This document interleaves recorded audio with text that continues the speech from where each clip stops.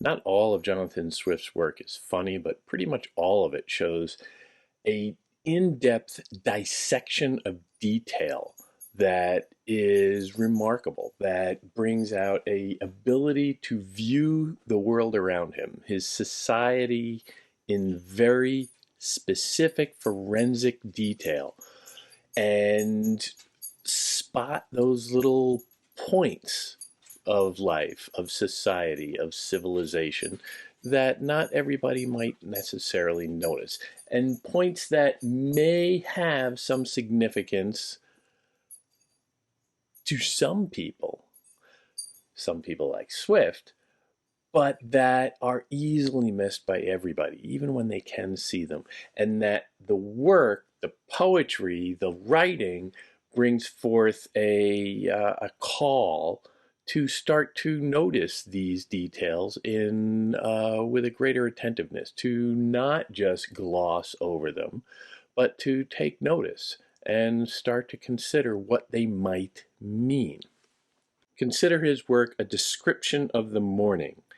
Now hardly here and there a hackney coach appearing showed the ruddy morn's approach. Now Betty from her master's bed had flown, and softly stole to decompose her own. The slipshod prentice from his master's door had parried the dirt and sprinkled round the floor. Now Moll had whirled her mop with dexterous airs, prepared to scrub the entry and the stairs. The youth with broomy stumps began to trace the kennel edge where wheels had worn the place. The small coal man was heard with cadence deep, till drowned in shiller notes of chimney sweep. Duns at his lordship's gate began to meet, and brick-dust Moll had screamed through half a street. The turnkey now, his fleck returning sees, duly lets out a night to steal for fees. The watchful bailiffs take their silent stands, and schoolboys lag with satchels in their hands.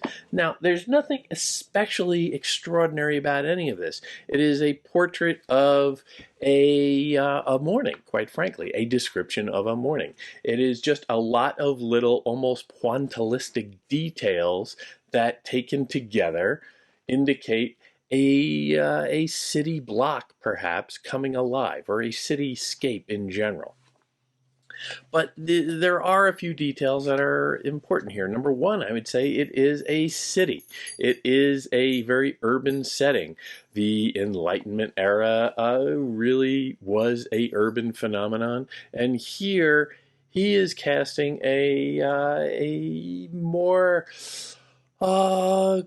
cold-eyed view of the life around him, the life that a city makes. It is both touching in its coming awake, and also a little gritty.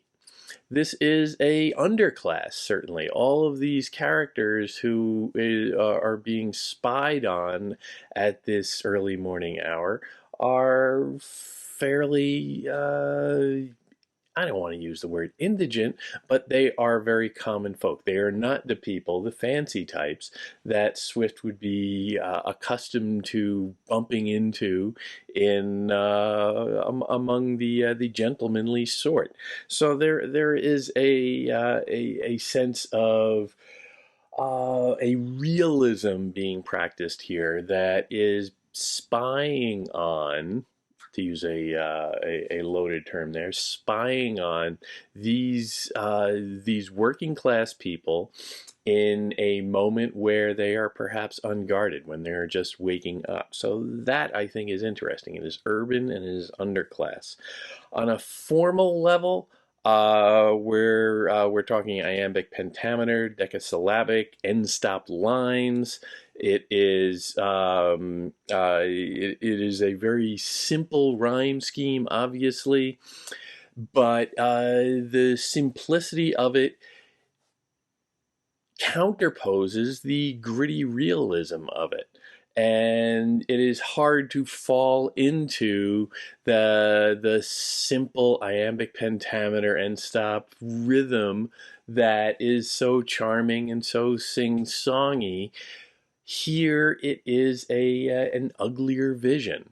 And you're really challenged to find the simple, hazy, gimlet-eyed beauty of it. The squalid nature of it hints at a kind of social critique, a critique of the people, perhaps, but also of the city leaders that would allow such squalor, if we can use that term. It's not even really squalor as much as it is just a very gritty vision of life. There's very little commentary. There's very little arrangement going on here. There's no thematic purpose to all of these facts that are being laid out. There's no explicit appeal to morality or Christianity, religious grounds of any kind.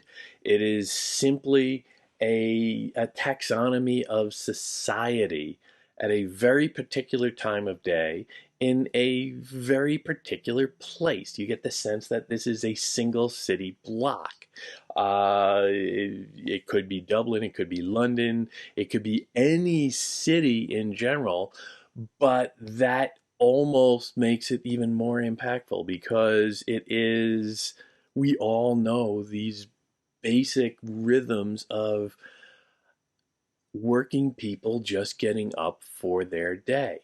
The recording of facts, however, like we said, comes without any commentary. There is no heavy-handed, and you need to be more concerned about these people and stuff, like, kind of stemming off the modest proposal mode of Jonathan Swift, where he is coming out, and not explicitly, rather, left-handedly, offering suggestions and suggesting a certain moral stance on the observations.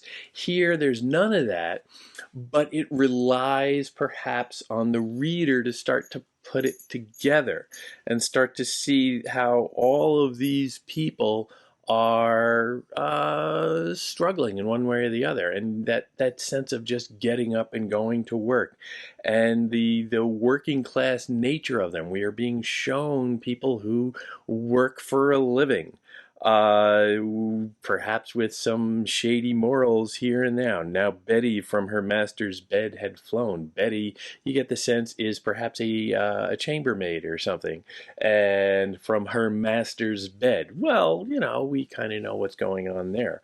Now Moll had whirled her mop with dexterous airs, had set her hair. Moll is a common name for a prostitute of that era, Moll Flanders of Henry Fielding, and all.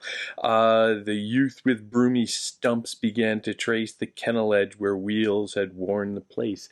Child labor at this point. Why is that kid not going to school? Or perhaps this is even before school.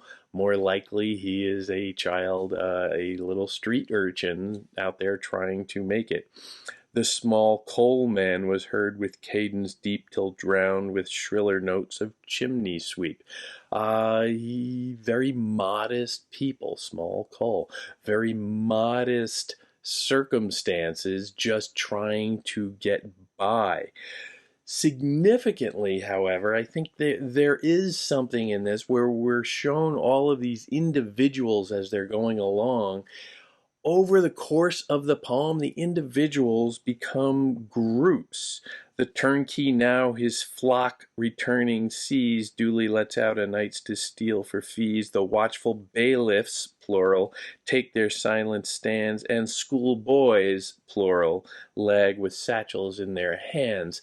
The individuals, that lonely sense at the beginning of people just starting to come out, which is counterposed almost with the imagined silence that they're working in, or the imagined morning quiet that they're working in, at least, is slowly evolving over time to become groups, to become a society. And you get the sense of a not just individuals in the city waking up, but the whole city slowly rising. And there's something really quite extraordinary about that. It's very subtle in the procession, but it is, I think, a an indication perhaps of any real purpose to this poem, which is a suggestion of social unity, which is a suggestion of these people are people too. These people are not just isolated individuals, they are part of the community. And the city itself is a community. Even in these early hours when perhaps gentler people, wealthier people, more sophisticated people are maybe sleeping in a little bit, even in those early morning hours, those people who have to get up and get out and start doing things in the rising sun of the day, those people are also part of the city. Those people are also part of the community. And at the end, when you start seeing those groups collect, you get this sense that it is a city as a whole. It is a community, a society as a whole that is coming together. And the poem is telling its readers, implicitly, not explicitly, telling its readers that those people are out there, that we can't ignore them, that they are not just vague peripheral people. And, I wake up, I don't see those people around. I'm not really looking for them. But those people matter too. And the poet and the poem is casting its eye on those people as a kind of bearing witness to their efforts, to their identity, to their value to the community at large. If all of these people did not show up to do what they're doing right now, would the society continue to function? I think it's debatable. Uh, the master, now Betty, if Betty did not get up, the master might have to make his own bed. Oh, heaven forfend! But and well, we're not going to talk about what Moll would do if she had a day off.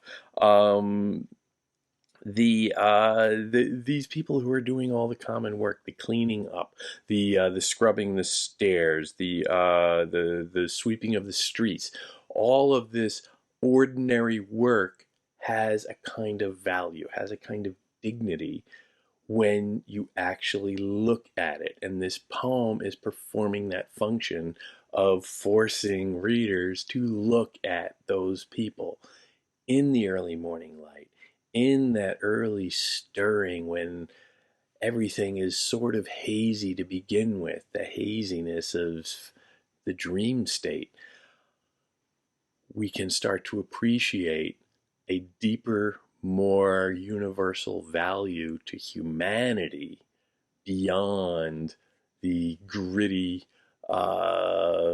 uncomfortably unsightful, unseemly character of what they do for a living and what their station in life happens to be.